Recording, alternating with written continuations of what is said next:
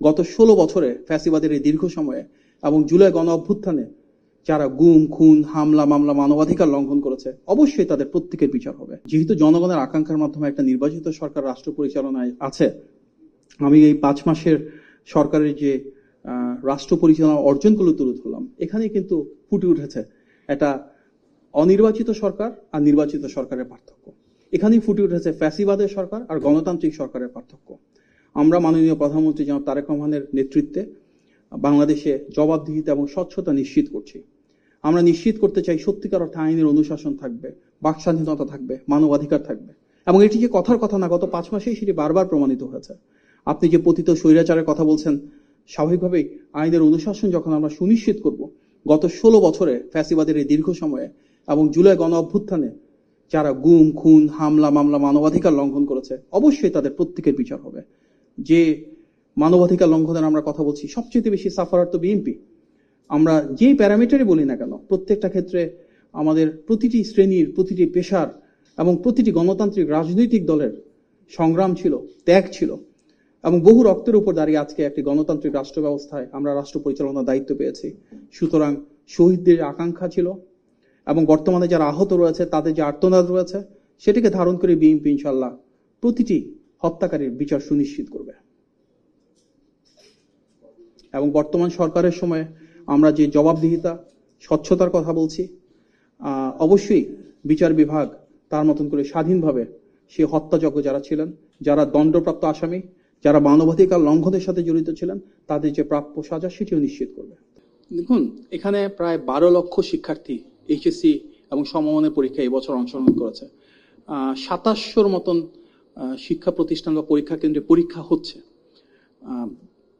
অবশ্যই বাংলাদেশের ইতিহাসে এই ধরনের বন্যা বা বৃষ্টিপাতের কারণে যে ধরনের জলাবদ্ধতার সৃষ্টি হয়েছে সেটা খুব বেশি হয় নাই। এটা যেমন একদিকে সত্য, একই সাথে এটাও সত্য যে সবচেয়ে বেশি প্রকোপ হয়েছিল চট্টগ্রাম বোর্ডের অধীনত 5টা জেলায়, চট্টগ্রাম, খাগড়াছড়ি, রাঙামাটি, বান্দরবান, কক্সবাজার। এবং গভীর বৃষ্টিপাতের কারণে কিন্তু সেখানে পরীক্ষা স্থগিত করা হয়েছিল। অন্যান্য জেলায় খুব বেশি প্রকোপ পড়েনি। এখানেই আমাদের আরেকটু সচেতনতা প্রয়োজন। ফর ইনস্ট্যান্স, একটা ছবি কিন্তু সারা বাংলাদেশে খুব ভাইরাল হয়েছিল। এটা ছিল কুমিল্লার সরকারি মহিলা কলেজের কেন্দ্রে, এবং ওই একটা জায়গাতে আমরা খোঁজ নিয়েছিলাম সেদিনই। সংশ্লিষ্ট ডিসি এবং সরকারি কর্মকর্তা, সিটি কর্পোরেশনের প্রশাসক সবার সাথে কথা বলেছিলাম। ওই একটা পরীক্ষা কেন্দ্রই সেই জেলাতে পানিতে অনেকটা ডুবে গিয়েছিল। এবং আমরা দেখেছিলাম যে ছবি এসেছিল যে নৌকা বানিয়ে সেটা করে নিয়ে যাচ্ছে, এবং সেই নৌকাটাও কিন্তু প্রশাসনই তৈরি করেছিল। প্রশাসন সেখানে নিয়ে এসেছিল যেমন শিক্ষার্থীরা অন টাইম পৌঁছায়। সেভাবে কার্যকর উদ্যোগও গ্রহণ করা হয়েছিল, এবং আমরা দেখেছি ওই কেন্দ্রে পরীক্ষা 1 ঘন্টা বাড়িয়ে দেওয়া হয়। সুতরাং যেখানে সমস্যা থাকে সমাধানের জন্য কাজ করা হচ্ছে। তবে একই সাথে আমাদের উপলব্ধি করতে হবে যে সরকার যখন রাষ্ট্র পরিচালনা করে, বৃহত্তর সংখ্যাগরিষ্ঠ শিক্ষার্থীদের যে প্রত্যাশা সেটাই থাকে প্রাধান্য। এবং বিপুল পরিমাণ শিক্ষার্থী, শিক্ষকদের সাথে, অভিভাবকদের সাথে আলাপ আলোচনা করা হয়েছে, এবং তারা প্রায় সবাই ভেবেছিলেন যদি এবং বিশ্বাস করতেন যে ওনাদের যে প্রস্তুতি ছিল পরীক্ষাকে কেন্দ্র করে এবং যে শিডিউলের ব্যাপার থাকে, সেই হিসাবে পরীক্ষাটা যদি চালানো যেত তাহলে তাদের জন্য ভালো হতো। চট্টগ্রাম বোর্ডের বাইরে সবার সেটাই মতামত ছিল অধিকাংশ ক্ষেত্রে, এবং সেটি করা হয়েছে। একটা প্রশ্নপত্রে ভুল নিয়েছিল, সেখানে ইতিমধ্যে মাননীয় শিক্ষামন্ত্রী বলেছেন যে যারা যারা পরীক্ষার্থী সেটা অ্যান্সার করছে তারা ফুল মার্ক সেখানে পেয়ে যাবে। সুতরাং বিষয়টা কিন্তু ওখানে আসলে শেষ হয়ে গেছে।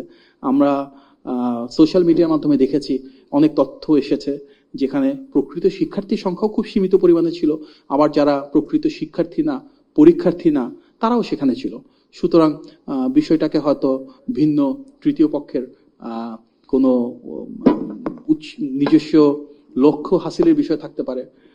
এটা কোনোভাবে কাম্য না। বাংলাদেশে আমরা সবাই গণ অভ্যুত্থান পরবর্তী যে রাষ্ট্র কাঠামো, এখানে স্থিতিশীলতা চাই। যে কোনো একটা বিষয়কে সামনে রেখে যদি অস্থিতিশীলতা তৈরির কেউ চেষ্টা করে, সেটি আসলে গণ অভ্যুত্থানের যে আকাঙ্ক্ষা সেটির সাথে সাংঘর্ষিক। তবে আমরা মনে করি ফ্যাসিবাদ পরবর্তী বাংলাদেশে সবাই জাতীয় ঐক্যকে প্রাধান্য দিবে, শিক্ষার্থীদের স্বার্থকে প্রাধান্য দিবে, এবং শিক্ষার্থী বান্ধব সরকার হিসেবে যে উদ্যোগগুলো গৃহীত হয়েছে, বিপুল সংখ্যক শিক্ষার্থী সেটি চাইছিলেন। এবং বর্তমানে আবহাওয়া পরিস্থিতি যেহেতু সিগনিফিকেন্ট ইমপ্রুভমেন্ট হয়েছে, আমরা বিশ্বাস করি চট্টগ্রাম বোর্ড ছাড়া, যেটা এখন পর্যন্ত স্থগিত রয়েছে, বাকি সব জায়গায় সুন্দর সুষ্ঠুভাবে পরীক্ষা হবে।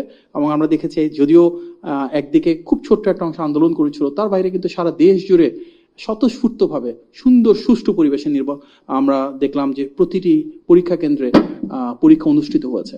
সুতরাং আমাদের প্রত্যাশাটাও থাকবে এরকম যে আসুন, এই দেশটা যেহেতু আমাদের সবার, শিক্ষার্থীরা আমাদের ভবিষ্যৎ, বাংলাদেশের কাণ্ডারি, সুতরাং তাদের ভবিষ্যৎটাকে আমরা কিভাবে সুনিশ্চিত করতে পারি, আরো সুন্দর করতে পারি, তার জন্য বিভিন্ন রকমের ব্যক্তিগত স্বার্থকে একপাশে রেখে, কারো যদি রাজনৈতিক স্বার্থ থাকে তার সেটাকে একপাশে রেখে, কোনো ধরনের উস্কানি প্রদান না করে আমরা একসাথে বাংলাদেশটাকে শিক্ষার্থীদের প্রাধান্য দিয়ে সামনের দিকে এগিয়ে নিয়ে যাই।